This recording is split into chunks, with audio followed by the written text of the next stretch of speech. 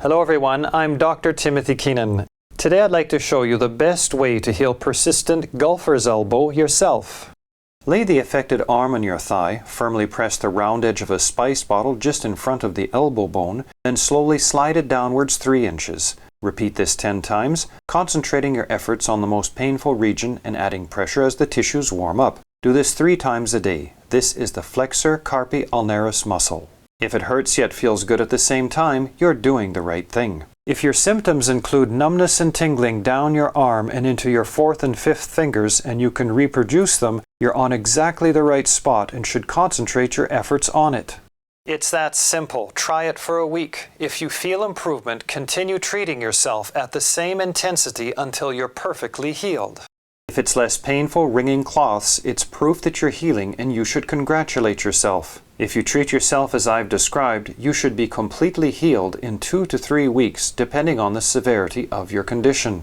When you start, it's normal to have sensitive skin for 3 to 4 days as your body eliminates stored up toxins. Light bruising may be normal for some people. If you're taking anticoagulants, take more time and use less pressure in order to avoid excessive bruising. If your skin is too dry, add several drops of hand cream. If you're wearing long sleeves, you may want to change the round edge of the spice bottle for the sharper edge of a small can. The most common errors people make with this technique are twisting the wrist when holding the bottle, rolling instead of sliding the bottle, and sliding the bottle too quickly down the arm, all of which make the treatment ineffective. Never apply heat, including hot baths, since heat increases inflammation. In order to accelerate healing, avoid leaning on your elbows and wringing cloths vigorously. Once healed, if ever you feel the pain coming back, treat it immediately before it gets worse. Finally, in an effort to clear up the confusion surrounding the real cause of golfer's elbow, if you heal yourself using my method, it's scientific proof that your golfer's elbow was caused exclusively by contracted soft tissues, since that's all my method corrects.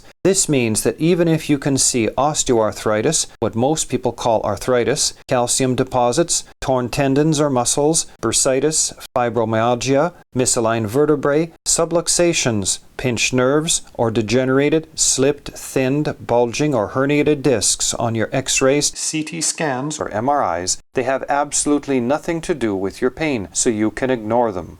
Only 5% of golfer's elbow is caused by things other than contracted soft tissues, muscles, ligaments, tendons, and fascia, so you have a 95% chance of healing yourself when you use my method correctly. That's all you need to heal pain yourself. If you have any questions, feel free to write me. Bye for now and happy healing.